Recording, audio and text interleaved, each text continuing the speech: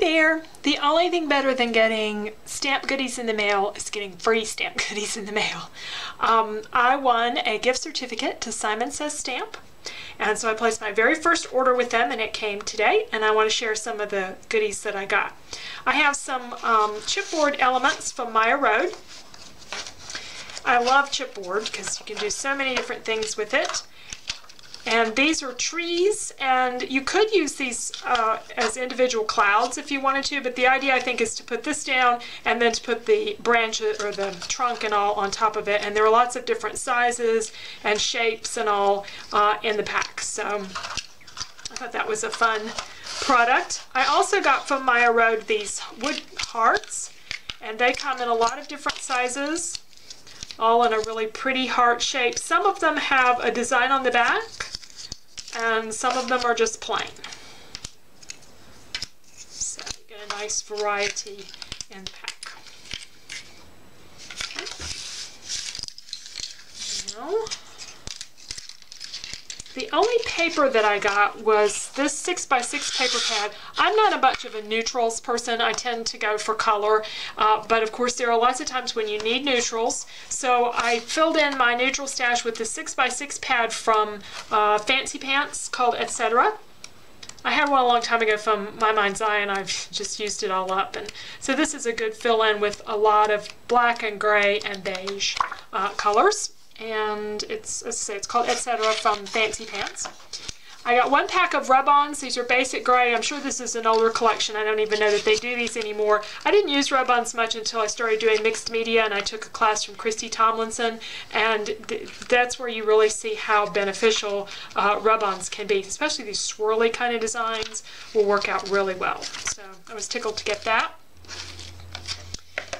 I got one ink pad. This is the brown Potting Soil Archival ink.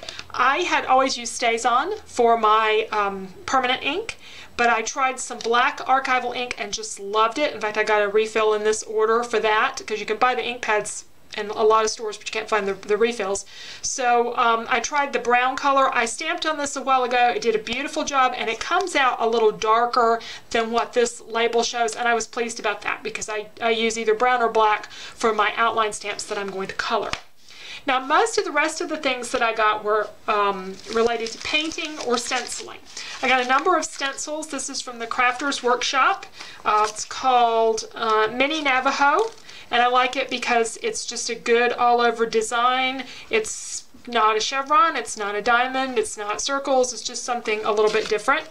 I have a word one from the Crafters Workshop that I use a lot, so I knew I would like this one.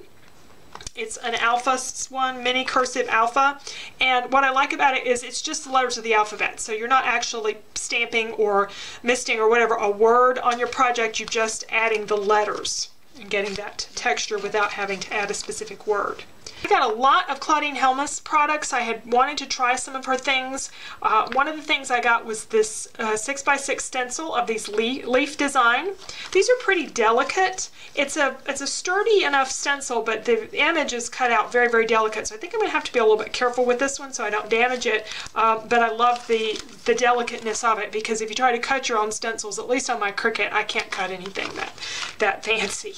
The Kelly Perky products are only available at Simon Says Stamp, and this is a stencil of hers. I was really surprised at how large this is. They give you the dimensions, you know, on these websites, but I just didn't realize quite how big this was going to be until I got it. It's 7 inches by I think a little over 5 inches, and since she normally does cards, this kind of surprised me because it would definitely be too large for a standard size card, but you could, you know, stencil in a specific number if you wanted to, and it will be great for scrapbook pages.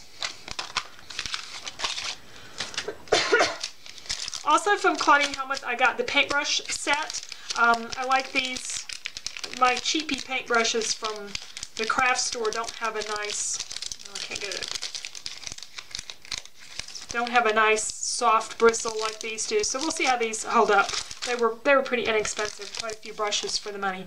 I'm trying the sticky back canvas. There are 5 sheets in a pack, and it's fairly thin. I had one of these sheets separated a while ago, yeah. It's a fairly thin, I mean, it's sturdy enough canvas, but it's not going to add a lot of bulk, which I really like. You can die cut this. I don't know that my Cricut would cut it. I'll have to give that a try, but I can certainly cut it by hand, and there's a lot of things you can do on canvas that you can't really accomplish on paper products, so I think that'll be an interesting addition to scrapbooking and mixed media. Now, the other things that I got were paints. I'm trying some of the Cathie Helmets paints, and I went ahead and got them in the jar size because these are 2-ounce jars, and they're also sold in half-ounce bottles, and I really felt like a half-ounce bottle just wouldn't be a whole lot of paint.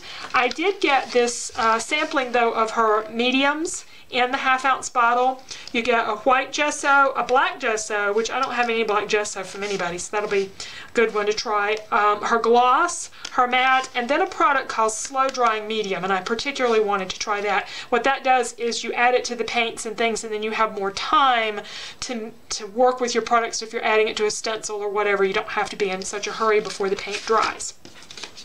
Now, I sampled the green paint already to see what the color looks like, and whether it was glossy or not, and whether it was transparent, and it is. And I've added a little bit of the gloss medium here and the matte medium just to get an idea of how they look. I'd like to do a video comparing these different products with some of the other paints once I've had a chance to use them more, comparing them to distress paints and some of the paints that you can get at the craft store. But I think they're beautiful colors. So, and I like the size jars because they're easy to open. Some of these really big jars are kind of hard on the hands, I think.